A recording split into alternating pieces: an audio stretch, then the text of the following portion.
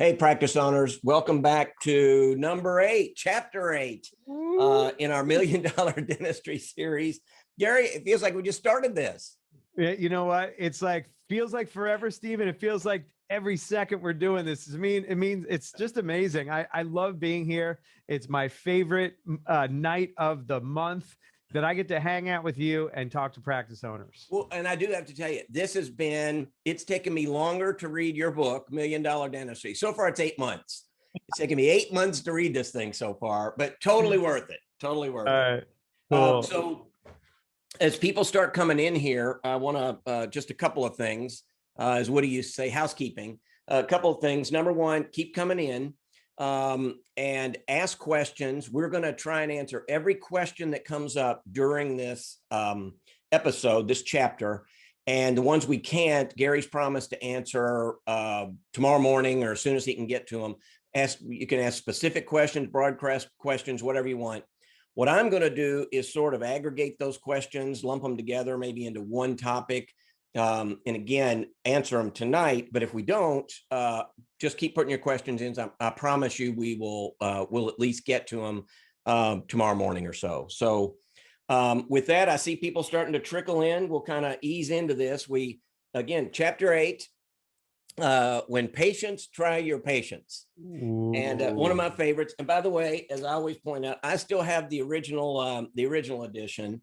Yep. Gary's got the new edition. Yep. What is this? Seventh edition. Yeah. And we'll tell people how to get at the end. They can get a download, a copy of this, right? Oh yeah. So yeah. We'll share that at the end, how you can get your own copy. It's a very I don't want to say a short read. It's a well digestible read. So, it's not like reading War and Peace. It's not going to take 8 months like me. I'm just slow. But it's chapters that are succinct, easy to digest. And there's always one of the things I think, Gary, probably intentionally, if I know you well, is there's like this aha moment where when you're in the middle of it, you say, now I get what that means. So we've gone through 8. We started with Larry DDS. We went through what you should really be doing with your hygienist, chapter 4. So anybody watching tonight who hadn't read it, go read that one. Awesome chapter, our most popular so far. Tonight is when patients try your patience. And as always, I read ahead. You can see I got to always have my little bookmarks. And in this chapter, you start out by talking about the 4 main stressors of a practice owner. And I have to have them written down here. It is money, your team, your patients, which we're going to focus on tonight, and then personal and family. And I know in your coaching programs, you deal with all those things as opposed to just, here's a binder with a blueprint, hand it to your front desk manager and say, all right, do these things and we're going to double our practice. You kind of help lay that out for a practice owner. And patience, the third thing of the 4 stressors we're going to talk about tonight, I'm going to let you kind of explain that. And then you have an analogy. I love your analogies, your acronyms. It's PAINTER. And we're going to walk through each one of those steps, 4, 5, 6, 7. So anybody watching, get your pen out, your notepad. We're going to walk through each of those specific things that are stressors with your patients and how to eliminate those. So did I say that? Did I kind of cover that? Was that good? Steve, you're getting so good. You could be the Cliff Notes. You know what? I could be interviewing you, Steve. You're doing so well. It really is. You read a page or two, and I tell you, as a practice owner and been in dentistry a long time, it really is something that as soon as you start reading it, these lights go off and you think, oh my gosh, I thought I was the only one. So yeah. It's helped me a lot in that respect. But all right, patience as a stressor. How do you want to sort of start to unpack that? Well, let's just step back for a second and look at the 4, because they, one builds on the other. If we look at the 4 stressors, Steve, money is number 1. And I have this quote. It's from my big Texan. This is his quote. He goes, Gara. And I'm a bad Southern guy. I can't do you. That was a bad Yankee Southern guy right there. Right. It's like, Gara, what you're saying, if my money ain't right, I can't join the fight. So yes, if your money's not right and you're sitting there stressed about money, if that is in Maslow's hierarchy, a lot of my work is founded in, age-old principles like Maslow's. If you're in survival as it relates to money, it's hard to develop a team. It's hard to deal with patience from a place of power versus scarcity, or like prosperity versus scarcity. You're not going to be able to do the things that we're going to talk about today. So the first thing we do is we make sure we get your money right. Then you have to have the right team. You have to have the right people in the right places doing the right things. It's just like a baseball team, basketball team. If there's a hole in that game, or if somebody doesn't show up, or if you don't have a team, and we've been talking about, you can look at the old sessions talking about how to recruit, hire, and onboard. I have tons of webinars that I've done on this. It's a challenge, but if you're smart, you can overcome that challenge in dentistry today. And we're doing it every day. We're getting people hired and at the right rates. And we, on our last episode, that was a big one, by the way, Steve. In our last episode, a lot of people have people coming in at high dollars, and like the people that have been there for 15 years, how do you deal with that? So we talked about it in our last session. A lot of questions on that last time. A lot of, on the meetings that I had with people, that we offer after this. That was like number one. So again, everything builds on the other. If you don't have a strong foundation, it's hard to have this, hard to put your mind around what we're going to talk about today. So getting your money right's number one, getting your team in place. Number two, now you get to patience. All right. And when we talk about patience, oh, and by the way, the fourth is family and personal. I was talking just yesterday to a dentist up in Connecticut. He's got a $4 million practice, and he's working 51 weeks out of the year, and he has 2 young kids. And he goes, Gary, my son asked me this question. He said, Gary, you're going to watch what my son asked me. He goes, what does the word addiction mean? Now, this is a 6-year-old. He has 1 week on vacation. He's sitting there on vacation at the beach with his son. And he explains it's when somebody can't control when they need something and they do it too much. He goes, like mommy with her phone and you with work, daddy. And it hit him like a ton of bricks. And so he's like, Gary, show me how to get this balance in my life. So we're going to get to that in our future sessions, but today we're going to focus on the patient piece. Now, why this drives you crazy is because of a root cause issue called scarcity, fear and scarcity. Fear, there's only 2 fears, Steve, that we have. Fear of not getting what we want, or fear of losing what we have. And most doctors subconsciously look at their patient base as their lifeline, their lifeblood, right? And what happens is they succumb to patients just running the show because they feel like they have to just cave in, like the customer's always right. Yes, we do believe that, yes, you want to listen to what the customer wants. You'll get high reviews. You're being of service for them. But there's a fine line between being of service and being just a person that just takes a beating and letting the patients run rampant, right? So that's what we're going to unpack today. Okay. Yeah. And you and I are as business guys who are also in the dental business.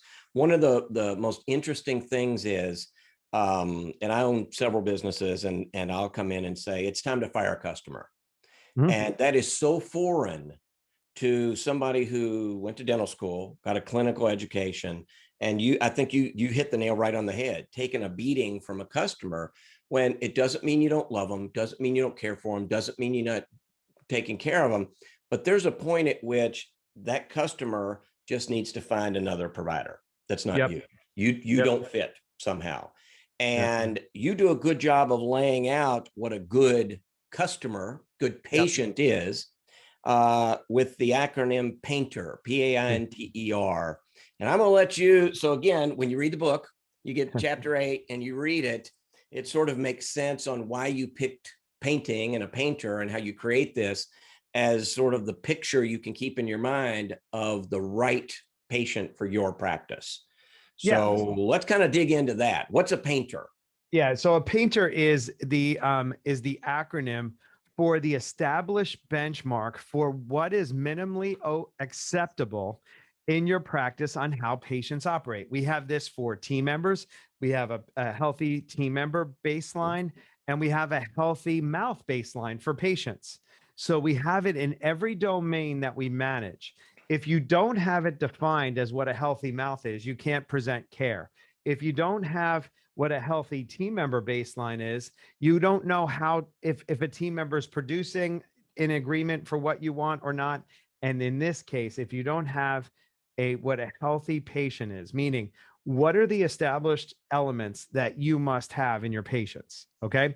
So Okay. once we establish this, then we'll get to the next action. So P stands for paying for all your treatment.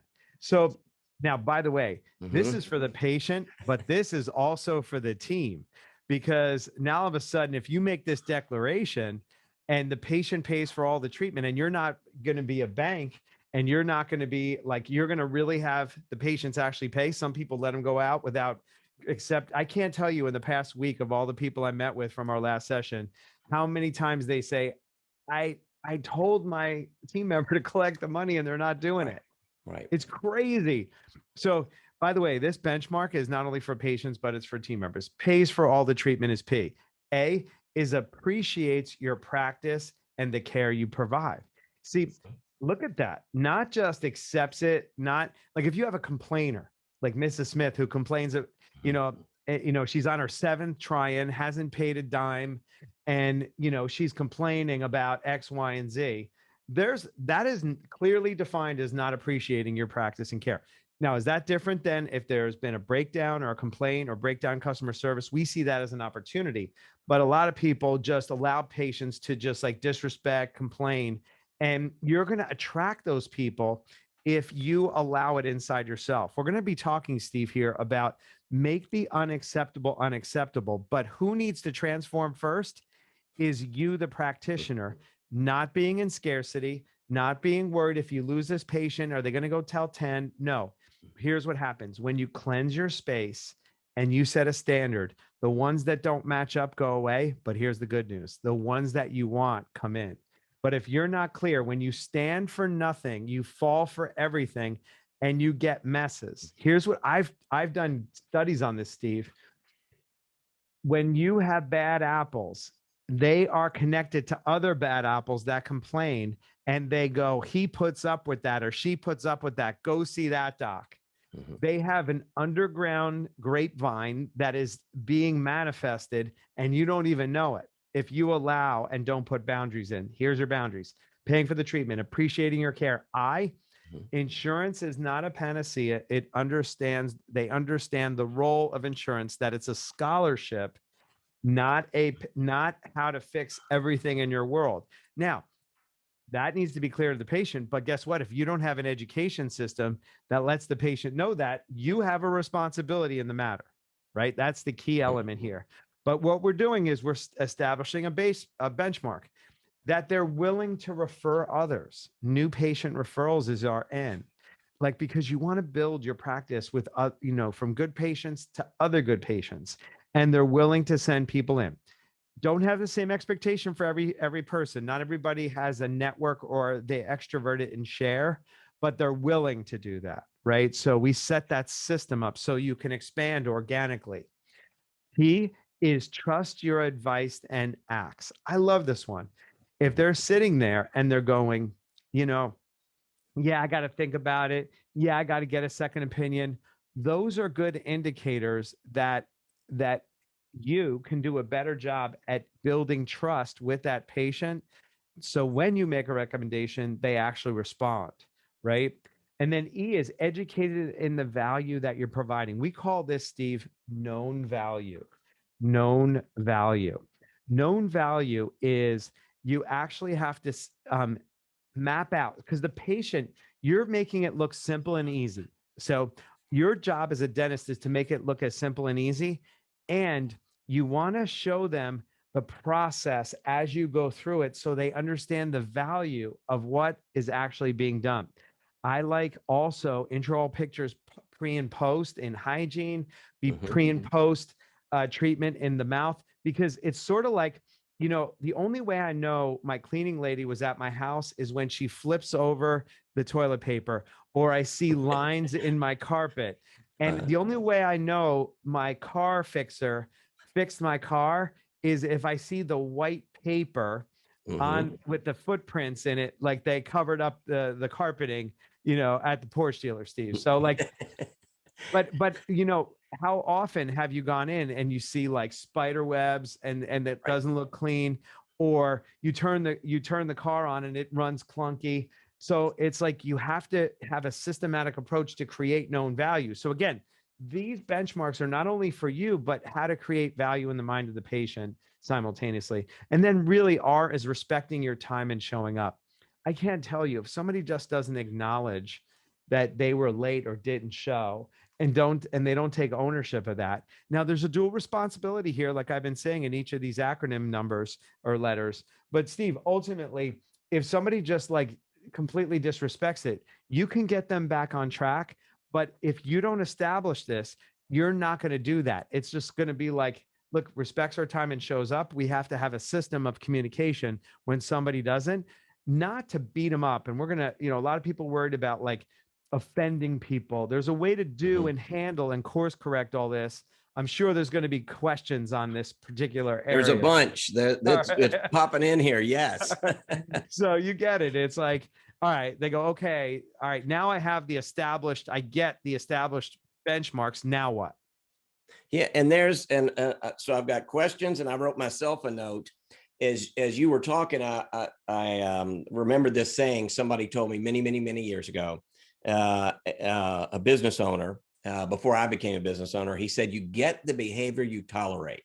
Yep. So that applies to that's a whole different discussion, a different episode, but it applies to kids too. I have 5 of them, and I can tell you, even between parents, you know, think of that when you go home tonight and you think you get the behavior you tolerate. I love my wife to death, but there are times when, and the funny thing is, Gary, it flips. There are times when she's very understanding and I'm just not. And then there are times when she's not, and I'm sort of like, well, that's not a big deal, but if she says it is, then it is. And people respond to that. So they know where how far they can push that boundary, how far they can bend it without breaking. So I've got here a bunch. I'm going to wrap this in a bow, and fundamentally, this is one that jumped out at me. It says, my patients don't respect me now. How do I change that? Thoughts? Yeah. There's a lot in that question. Well, yeah. Let me just think it through for a second. All right. So how do you change that? Step number one is this is number one always. Make the unacceptable unacceptable. So let me say it another way. Look where you've made the unacceptable acceptable to yourself. So let's say showing up late, not paying is unacceptable to you, but you just go, in the study club, everybody complains about the same thing. So I'm just going to accept it. And this is just going to be the way it is. And I got to suffer and I can't pay myself, or I have to work through vacations because they don't show up. By the way, when a patient doesn't show up, all you're doing is taking away time from you. That's it. You know, if you start looking at this, it's like when you don't stand for anything, you fall for everything. And then usually the victim in us goes, I need to do this, so I'll be the victim to this circumstance. So this concept of making unacceptable things unacceptable is step number one. Make it unacceptable, but then get into that you are responsible for allowing it to happen. So when you're responsible for allowing it to happen, you can go, okay, got it. I'm going to go now take care of my side of the street. I want to give you I just got off the phone before our session here tonight with someone from last session, and she goes, I'm a self-proclaimed control freak. I am a control freak. I do the front desk. I do hygiene. I have a team leader. I don't let her do her job.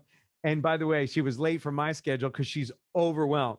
Our scheduled call, she was overwhelmed, and it cost her 15 minutes with me. She only got 15 minutes instead of a half hour. And she goes, I see the cost of it, but what do I do?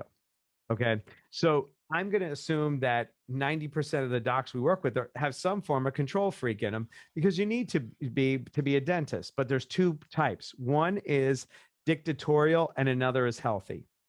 So dictatorial is like really controlling people, like, whatever, Mussolini, Hitler, all the dictators, they force and they control and they wrap their arms around something. I want to introduce a new form of control, and that is called healthy control. And I'll give you an example of this, Steve. Traffic signals. So you're in Indiana, I'm here in New York. If you're in a car, you know that red lights mean stop and green lights mean go usually.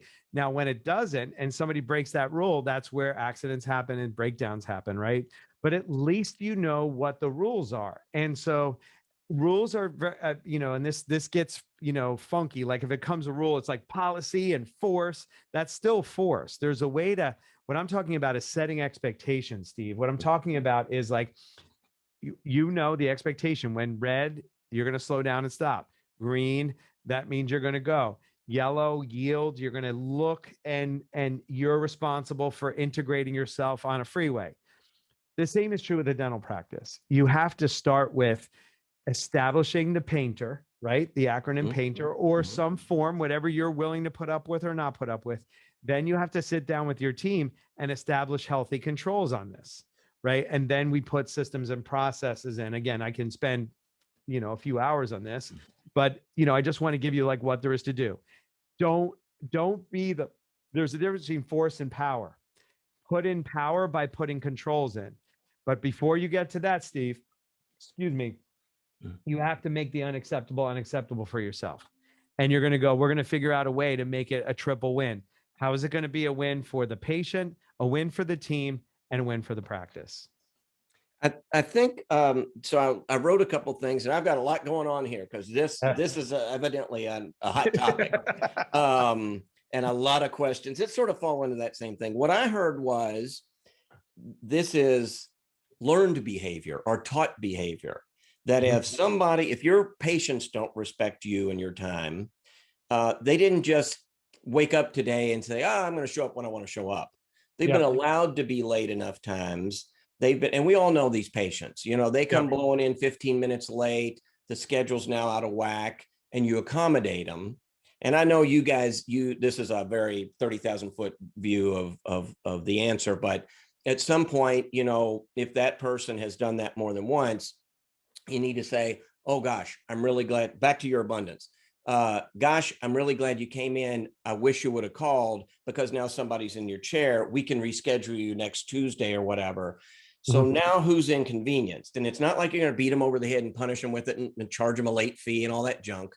And I know you go into that, but because that's sort of part of what the chapter is a subtle way of establishing those boundaries. Or if you've let them run that yellow light, I had to teach my kids, it's not a pink light. It means slow the hell down. It doesn't mean speed up before it turns red, because when they're 16, when you allow that behavior, you've taught that to your patient, and you've taught it to your team. You've taught your team that, Mrs. Jones is 15 minutes late again. Let's scramble around and inconvenience everybody, or let's be respectful and again say, we'll see you next Tuesday. She's going to be mad, but she's going to come back. And now everybody knows where the firm boundaries are. So that is, how do I get that respect? You kind of have to start from the beginning. And I do have an interesting question here along these lines. It says, and I'm going to kind of paraphrase, sort of like, now that I'm making these changes, how do I keep from coming across as bossy when I tell patients the new rules? And this again, is great. These all sort of have a lot packed in them that you and I have discussed in years past and episodes past and conversations past, that I think practice owners think, as you said, they just come in, bark out some new rules, and shazam, the whole practice changes, and it doesn't. It's an incremental thing, not a come in tomorrow morning and change everything. New rules. Yeah, exactly. So how do you not come across bossy? Well, know yourself and know your team. 75% of dentists and dental team members are methodical humanists, which means they want to know the steps and they care deeply about people. That personality type under pressure, under these conditions, do two things. You ready? they avoid, or they acquiesce. So they want to be liked and they want to people please, or they go into the cave and they don't want to confront this. So it's very natural if you're sitting there to have these responses. And I designed this whole methodology around for the non-confrontational, not the people pleasing practitioner and team members. How do you get them to take new actions or be a different way? And what we do is we take the emotion out of it. So I like communicating from fact rather than emotion. And the way we invented a system, Steve, called management by agreement. Management by agreement is who's going to do it, what are you going to do, by when will you get it done? So first you start with your team members and you go, who's going to do this is our appointment coordinator. What she's going to do or he's going to do is he's going to now have a new conversation, and we're going to write out what the script is to have that conversation when someone's late. And we're going to grandfather them, and we're going to give them some space, because here's what I've learned. I studied child psychology, because if you understand child psychology, you understand how to implement inside of a dental practice. That's my training. My mind just went crazy. I just thought, Gary, I got 5 kids I'm going to ship out to you, and they're all in their 20s. I'm going to ship them to you, and I expect them to come back, respectful and pleasant and all that. Well, you ready? Yes. Just like Cesar Millan says, it's not the dog, it's the dog owner, Steve. All right. So, whenever you want to, shirk responsibility, if you just lead them, they will show you the way. So here's the thing. I own those 5 millennials is what I say. So yes, it's on me. You're exactly right. Very simple. Management by agreement is creating a culture of agreements. So who, what, and by when. And when you have the sender and the receiver understanding how to manage agreements, now you create a culture of facts rather than emotion. You create a culture of you either did it or didn't do it. Now, how do you course correct? It's called, again, me and my acronyms so you can remember everything. We have painter. Now we're going to have AIDS. AIDS. AIDS. I asked you to use the script. I insist that you use the script. I demand that you use the script. I enforce that you use the script. And now you're suspended because you haven't used the script. Here's the way you get people gradiently escalated onto your playing field. You're not going to be bossy. You're not going to be mean. And by the way, if you're a dentist, you're the wrong person doing this. Your team leader is the person that manages agreements in your practice. Okay. So this is escalated with the team leader. That's why a lot of old office managers, not old in age, but old thinking, when they move to this new model of agreements, all they're doing is managing the promises of people, and they either kept their promise or they didn't keep their promise. This is the root cause for implementation not happening or happening in your dental practice with your team, if you're speaking to your team using this system, and it's for your patients, getting them to line up with you. Here's where I learned this. I was dying to find the great wife and live with somebody forever and be happy. And I met this woman, and she sat me down, and her name is Judith. But by the way, one of the questions was, "Are you married, Steve? I feel sexy." I got to be honest. I had that question. I haven't had that question. Like, "Are you married?" We're going to edit that out for Judith's sake. Oh man, I was like, wow, I feel great. That was so nice. So anyway, so Judith sat me down. She goes, like, I told her about me, and she goes, "Well, if you don't come back. There will be no conversation."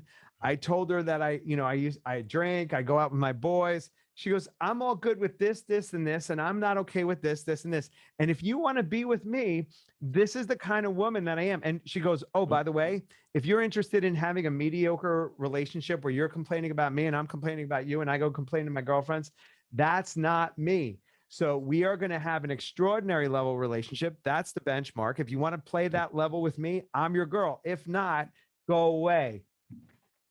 And so she's the smart one, which I already knew this going in. I don't think anybody watching realizes that, but yeah, that part of it. So that really sets up for a couple episodes from now about how your personal life can impact your business life.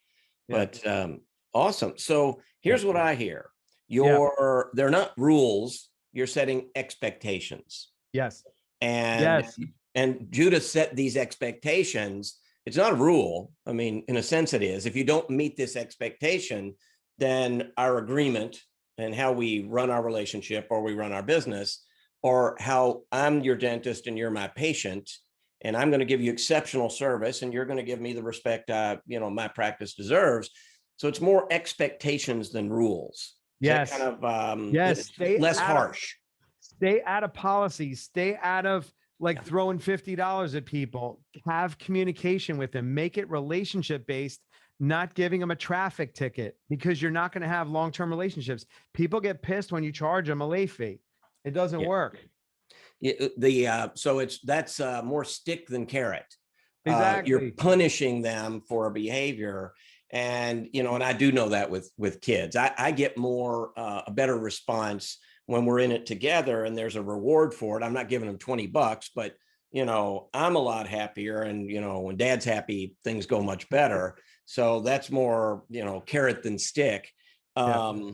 I got a couple things. One, there was a question popped up here and said, again, this is a hot topic, so we're going to have a lot to answer. What does he say? How do I announce these new expectations to my team and patients? Again, which I think might be, I'm not reading your mind, but it becomes less authoritarian and more team driven, I think is where that kind of goes. But again, it's more like, I'm going to come in and announce new expectations. Now I'm going to my office and you guys do this. That's the no-no, right? Yeah. Well, let's give them a 5-step process. Everything I do is methodical, step by step. Step number 1 is you get your team together and you acknowledge them. So acknowledgement is step number 1. Team, love you, appreciate you, thank you for serving. You are extraordinary. So acknowledgement is number 1. Number 2, team number 2 is take responsibility. Team, I need to take responsibility for my doubt, my uncertainty, my survival thinking around our patients. Our patients are running the show and we're at effect of it. We have to work through lunches. We have to stay late. We're not making the money we want to make so that we can't share it together. There's so many things that are happening because we've just let the kittens, we're trying to herd kittens here, and I have to take responsibility for it. I've allowed this. And I want you to know what got us here. This is the line in the sand moment. What got us here isn't going to get us there. We are going to be putting in new initiatives, and I call it my painter system, where a patient pays, where they appreciate our care, where insurance is not a panacea, where they refer new patients, where they trust our advice, where they know the value we provide, and they respect our time. Who's in it with me? So then you ask them, who's on the bus with me to take this on? That's the next step. And then when they say, yes, I'm on the bus, now you have a willing group of people that are going to go to work and take actions on this, right? So the way you get your team on board is this 5-step process, which is acknowledge them, take responsibility, line in the sand, invite them to play the new painter game. And then lastly is, what are the things that you're going to need to do your position so that we create this?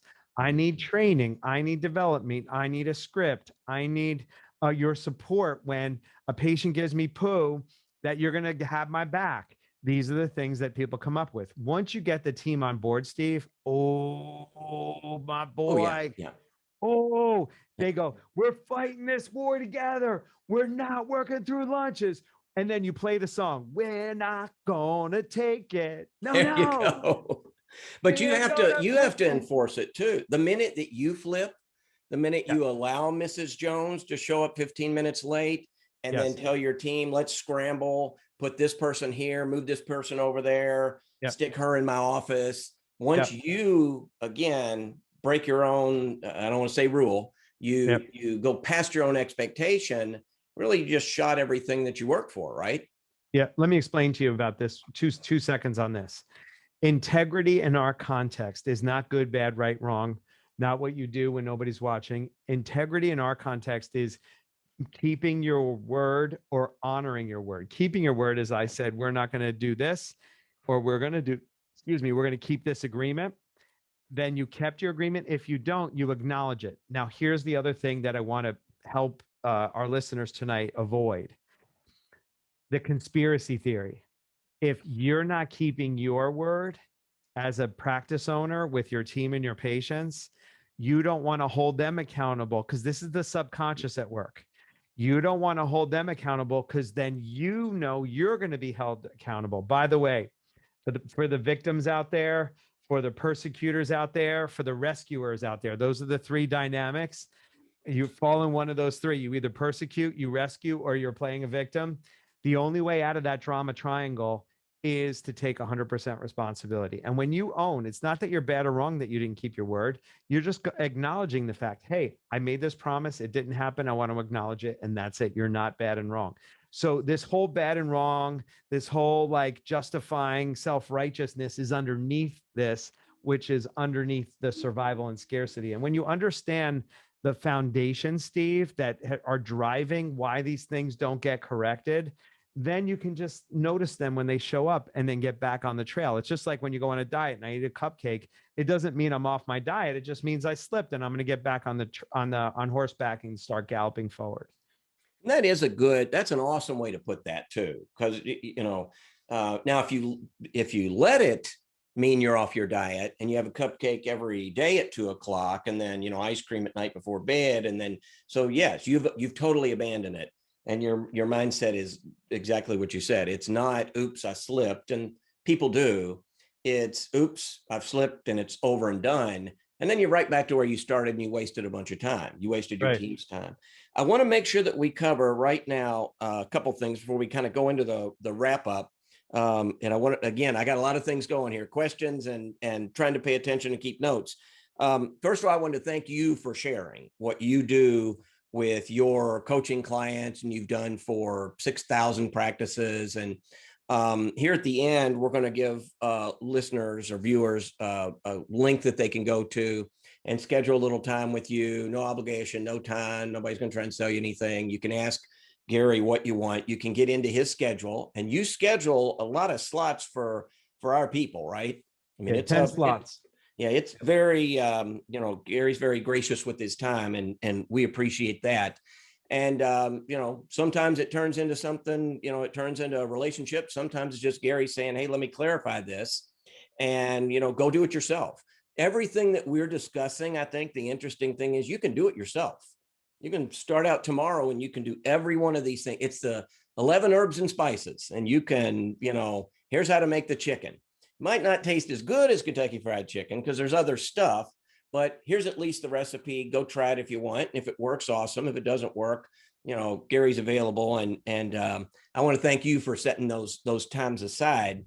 And we'll give at the end where they can click and try and get one of those spots in your schedule. And number 2, how to get the book, $1 Million Dentistry. And again, it's a very concise read that's got a lot of meat packed into it. So my favorite kind of book. So to kind of start putting a bow around this, and I've got a couple of questions that I just want to make sure that we're covering about maybe how do I announce these new expectations. In the chapter, you talk about transformations, which I think is really fundamentally what the last question was about. And we've got quite a few that are about how do I do this? How do I start this? And you talk about 3 types of transformation that, from where you are now. And, I think if you're watching this now, which we've got a very large crowd, if you're watching this now, there's a reason. And so understand that and say, my life's not terrible. My practice isn't terrible, but it could always be better. And here's a few ways. If I want to transform that, what are those 3 types of transformation that somebody watching could start to go through or understand where they are? Yeah, it's great. So there's 3. I'm gonna I'll state them first, Steve, and then I'll unpack them. All right. So going from doubt to uncertainty. This is transformational on not only professionally but personally. Going from survival to being of service. Caring, being of service. Third is going from blaming to taking responsibility. So those, when you transform and this is not a transaction, this is a transformation. These three elements, when you move from here to here, your world opens up. That's what a transformation is. A transformation is, I'll give you an example. I had it that all women were controlling. So Mhm. I that has a fixed idea that allows me to interpret that that woman is either she's passive or she's controlling me. Judith is powerful, very different than controlling. So I went and talked to a guy just like I'm talking to you, and he gave me a new frame to look through, which is consider that all women are not controlling. They may be powerful, that you may be collapsing into control. And that's why you can't see somebody who is on the level that you're at and you want to play at. And so when Judith would bring those things like I'm this or I'm that, I would interpret that as control. And really, she is powerful beyond measure because she's just she's not trying to control me. She's declaring what she stands for, and I either play on her playing field or not. You see? So that's what a transformation is. And then, by the way, once I learned this distinction, I met her within 2 weeks, Steve. So your world opens up because you filter and process through your belief systems. Do you like to be wrong about your beliefs? Hell no. So you're looking for things in your world to validate your reality. That's how it works. Okay. So I can spend a whole coaching session on this, but I'm going to get really into doubt and certainty. If you live in doubt, okay, and by the way, 75% of dentists start out living in this concept of doubt, afraid to make a decision. Analysis paralysis are all examples of this. Think about this. 3/4 of all dentists live in this world. So it's not your fault. It's your persona that creates this because most of them are methodical. In order to do dentistry, you have to be able to know the steps for things. Running a business, you are not trained like you're trained in dentistry to know all the steps, right? So it puts you in doubt when you go to approach this type of element. But it's all proven, it's all steps, it's all built as steps. But if you don't know the steps, you stay in doubt and you can't implement anything because you're in doubt about it. You have to move to something called certainty. So I want to give you the 3 domains of this, and this will make it easy for you, Steve. Okay. Ready?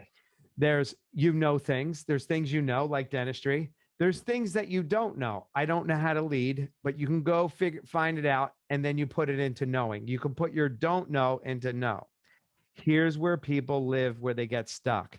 They don't know that they don't know something. Okay. Yeah. There's You, do, so you go ahead, don't know what you don't know.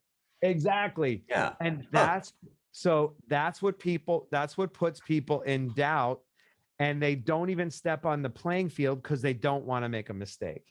So my point to you is this: you're in all knowing at all times. So you know when you know when you don't know, and you can put that into the domain of knowing. Therefore, you're always knowing.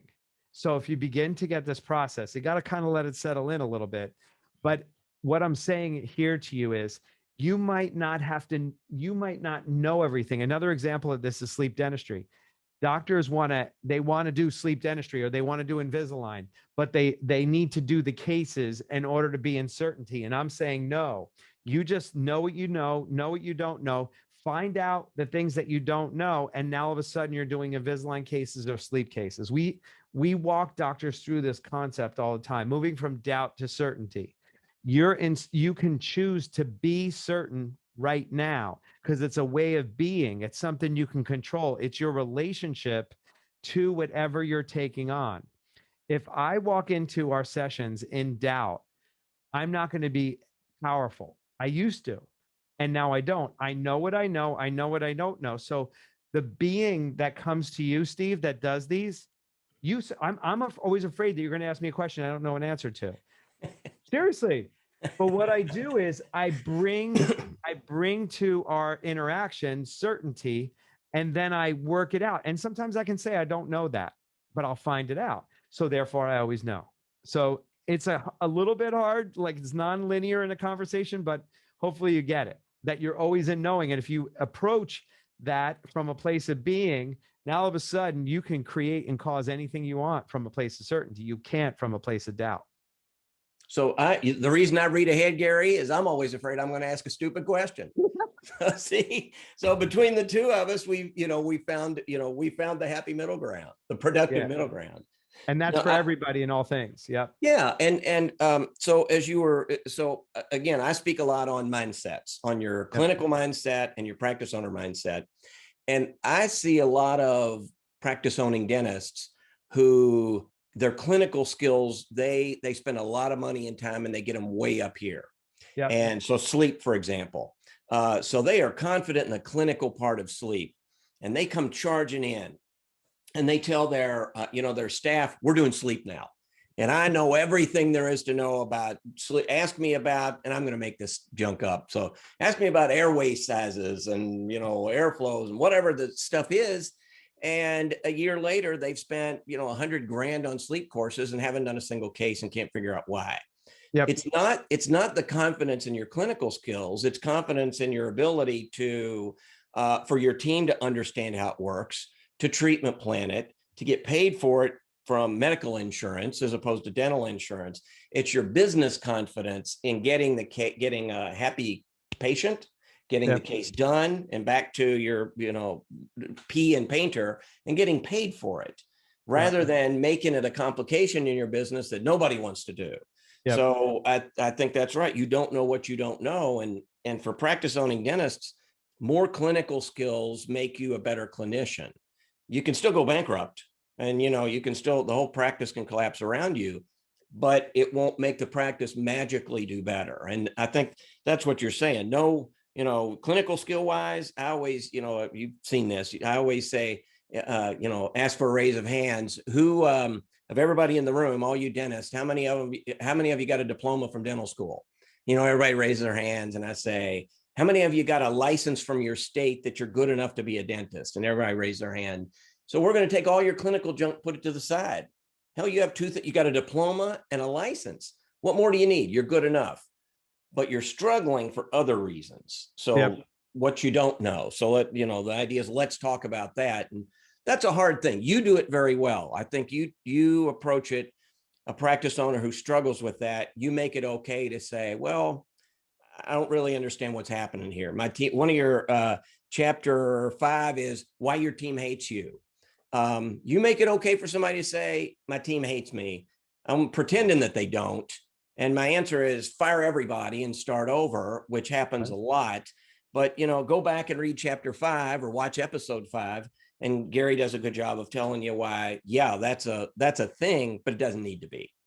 Exactly. And, there's 3 types of capital, just going back to the clinical capital. There's mental capital, which is the CE junkie who is really good clinically. There's relationship capital, why your team hates you or why your patients hate you. That's your ability to have relationship capital, because you need those 2 types of that type of capital to run your business and speak to your patients. And then the last one is financial capital. Those are 3 different types of capital. And you have to know how to work that as a dentist, those 3 things. And if you don't, and you're living in doubt, you can't cause that. And what I'm saying to you is this: even if you don't know how to do it, you can still be certain. You can be certain that you don't know it and you need help to get it done, and you bring somebody in to get it done. Do that. But you still can take, and I'll go to the last one, stop blaming your team, stop blaming your patients, stop blaming COVID. And, COVID's happened a long time ago. It's like time to move on here. Blaming the taking responsibility. Most people don't want to take responsibility because they don't want to feel dominated by it. They feel dominated by it. Your life gets so much simpler, easier, more fulfilling. You'll have economic security. You'll have clinical satisfaction. You'll have free time to enjoy it all if you take responsibility. It's the opposite. I know in our heads, like when we own something, and by the way, remember, avoidance and acquiescing is 75% of the dentists we work with default into avoiding it, hoping it goes away, or saying yes and meaning no, that this is a problem with our patients. So move from blame to taking responsibility. It's a flip of a switch. It's a choice you make, and just own it. And then you can be at cause in the matter. If you don't own it, Steve, you can't cause, because you're giving your power away to what you say is the reason why. It's your justifier. It puts you off the hook and then sets you up beautifully as a victim. It's awesome if you want to stay in that treadmill. But if you want to break free from that treadmill and want to have a full life, money, time, joy, connection, this is it right here. And, which is a good segue into chapter 9, getting off the new patient treadmill. So one of the things that, as you were talking, that popped into my head is that a lot of time, in my experience with practice owning dentists, again, awesome clinical education, the dentistry, the business part of it is what they struggle with. The dentistry is fine, but they feel like, I'm going to read a chapter. I'm going to listen to this Gary guy, Steve asking some, goofy questions, and shazam, I'm going to go in tomorrow and be a different person. Yeah. And you don't. There are always, always, always in a business, difficult situations, difficult conversations you have to have.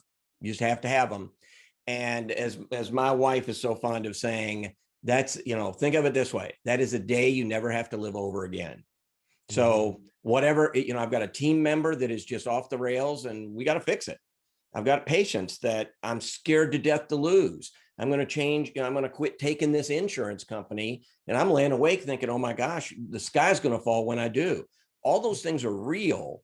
And you said something very key, I think, is avoiding it will not make it go away.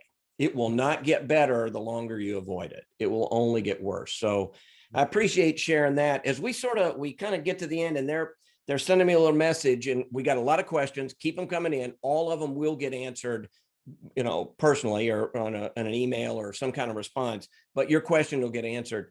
We're going to pop up a little box here that they can click on and talk to somebody about scheduling time with you, 30 minutes. You got 10 spots, and I appreciate that, over the course of the month. And usually they fill up pretty fast, I think, don't they? Like tonight. Well, last week or last month's, they had a bump into this month, so I added some extra time from people from last month. So I did help that out a little bit. But yeah, it's been a really cool experience. Your community, Steve, is a powerful group of people. And we want them. So I'm a big fan of learning and asking those stupid questions. And I want people to tell me what's going on in their world. You and I did some things back in COVID that was, I think, what I hear was very helpful to practice owners. But really all we did was said, what's going on with you? And found out there were a lot of things that, you wouldn't suspect. And as a business owner, it's a tough time, and tough times suck, but you go through them. As dentists and practice owners, it's the end of the world, and it doesn't need to be. So I'm a big fan of just asking. Just call up and say, even with Gary, hey, Gary, I'm going through this. What do you recommend? And you're always generous with your time. So the little box is popping up, and just click on there. There's a limited number of slots, but again, Gary's very generous. When you do that, also at the end, there's going to be a link to get a copy of the book, $1 Million Dentistry. You won't get this one. You got to buy this on eBay. This is hot. This is a hot That's topic. $2,000, Steve. That's like $2,000. That one. Right. Like... You got to get the new version. I'm not selling this one. I'm keeping this forever. But Gary, I appreciate again the time. Chapter 8. Why patients try your patients. Next episode, number 9, is getting off the new patient treadmill, which I'll admit I have read ahead, and that is probably one of the most important topics that we usually cover when we go through things, is docs who think the solution to everything is just new patients.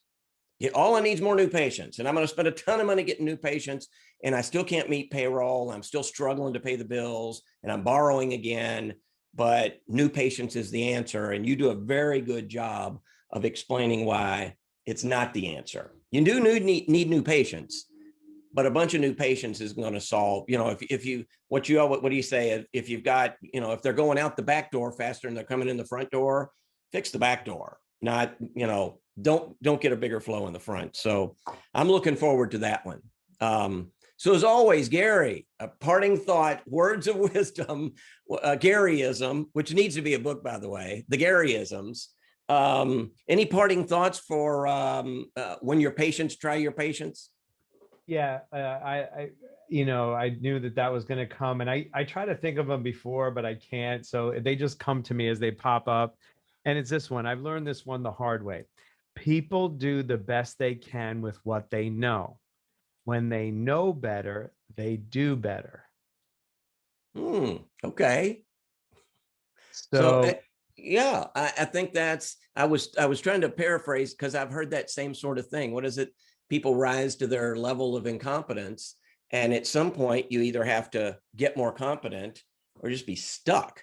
exactly. And, a lot of people watching tonight are probably stuck. They sense they're stuck, but they don't have to be stuck. Mm-mm. Awesome. It's I got another one now. Pain in dentistry is necessary and suffering is optional. You seriously? Okay, I haven't heard that. So I'm going to write that one down. Pain in dentistry is necessary. That tells you need to make a change. If you stay in that, if you stay stuck, you're suffering, and that part is optional. Make the unacceptable unacceptable, and you'll get into action and change the experience that you're having. Nothing is good as you think it is, nothing as bad as you think it is, and nothing lasts forever. So therefore, you can make changes if you choose to. That is no better way to end than that. So I see a lot of people clicking over. Keep doing that. Any issues or questions, call me. We'll make sure you get some time with Gary, even if we have to roll over a little bit. But Gary, again, chapter 8's awesome. Looking forward to the next episode. Practice owners, thanks for tuning in. And until next time, see ya.